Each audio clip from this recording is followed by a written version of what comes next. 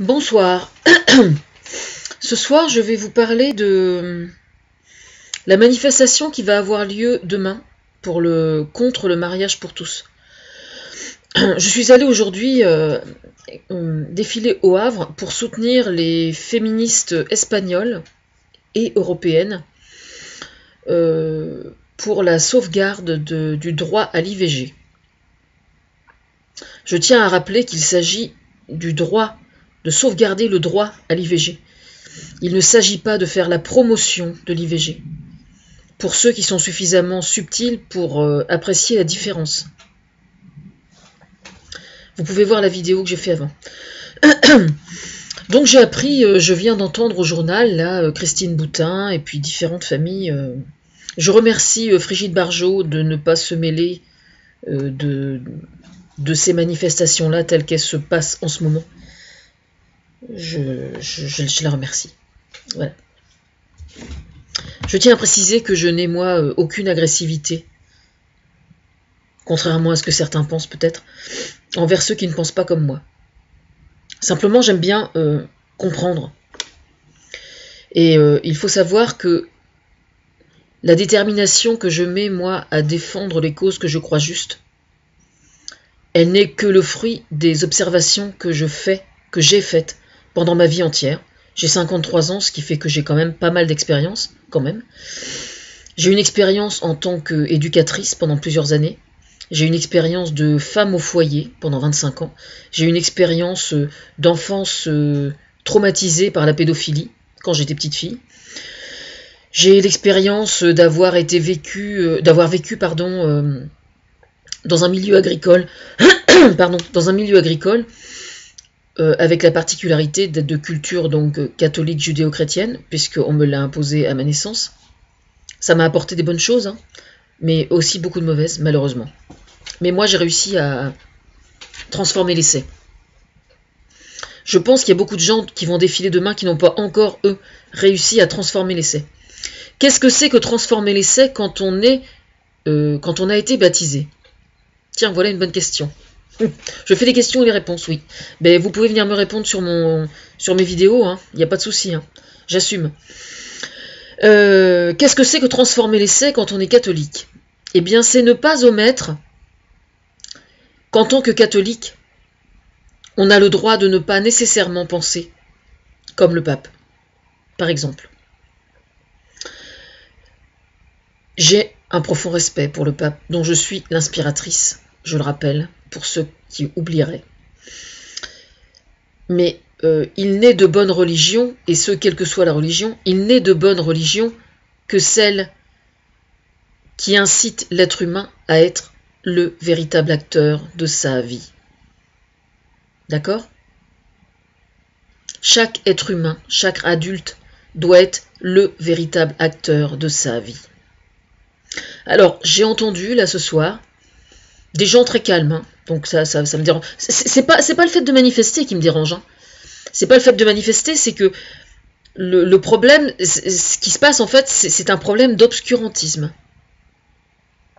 C'est ça en fait le problème. Il y a quelqu'un qui est venu commenter une de mes vidéos les jours passés, d'ailleurs vous pouvez aller voir sur ma chaîne YouTube, qui m'a... Elle avait sûrement la prétention, visiblement, d'essayer de m'ébranler un peu. Donc, elle qualifiait tous les avortements d'infanticide. Alors, il faut savoir quand même que ce qu'on retire dans l'utérus d'une femme qui va pratiquer un IVG, c'est gros comme ça, quoi. Je veux dire, c'est minuscule. Ça n'est absolument pas un enfant. Alors, donc, ça n'est absolument pas un infanticide.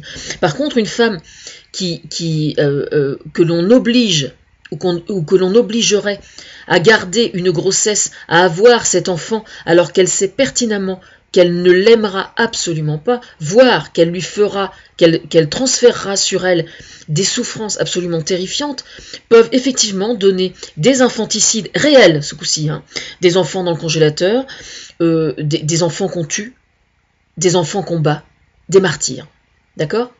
Alors, pour information, pour ceux qui ne seraient pas au courant, je suis l'inspiratrice de Cosette. Vous voyez le journal Cosette? Alors, relisez Les Misérables. Parce que Les Misérables, en 2014, c'est toujours d'actualité, hein. Il faut le savoir. C'est toujours d'actualité. D'accord? Je ne sais pas si le... Enfin oui, je pense, oui. Le fantôme de Victor Hugo veille sur nous. Sur moi, en tout cas, ça ne fait absolument aucun doute. Mais à un point que vous ne soupçonnez pas. Bon, ça c'est... En plus, il est du coin. Hein. Il est de mon coin, Victor Hugo, je vous signale. Bon, en fait, oui, alors cette femme donc qui est venue me raconter ça, c'était hier, je crois, essayait de me faire douter au sujet du terme d'intégriste, quand on parle d'intégrisme religieux. Et elle me disait, est-ce qu'on ne ferait pas mieux de dire extrémiste? Alors dans un premier temps, je lui ai donné raison. J'ai dit, oui, après tout, c'est pas stupide. Oui, extrémiste, ce serait peut-être plus... parce que intégriste, ça voudrait dire que c'est vous qui êtes dans le bien, et moi qui suis dans le mal, parce que je suis pro-IVG. Et puis, j'ai regardé dans le dictionnaire, figurez-vous. Sur Internet, j'ai regardé la définition. Et ce que l'on dit intègre, c'est aussi l'absolue impossibilité de se transformer et d'absorber les idées nouvelles. Vous voyez ce que je veux dire? C'est intéressant. Hein. La langue française est absolument merveilleuse, vraiment. Voilà ce que sont les intégristes. C'est-à-dire que ce sont des gens qui sont imperméables à la nouveauté. Et ce qui est bien pire, c'est même pas que vous êtes imperméable à la nouveauté, vous êtes imperméable à la souffrance telle qu'elle est aujourd'hui, en 2014. C'est même pas à celle qui sera dans quelques années. Non, c'est celle d'aujourd'hui. Voyez? Quand certains de vos enfants, par exemple, sont ou seront homosexuels, ce qui arrivera, ce qui, moi, personnellement, ne me pose pas de problème. Moi, j'ai une de mes filles qui est homosexuelle, et franchement, je l'adore autant que les autres, pas plus, pas moins. Enfin, je veux dire, c'est absolument pas un problème d'avoir... Évidemment, si elle a envie d'avoir des enfants, il y aura effectivement un problème, mais je préfère qu'elle soit heureuse comme ça, plutôt que de Enfin, c'est stupide, quoi. Je veux dire, c'est une différence, effectivement. Moi, je l'assume sans aucun problème.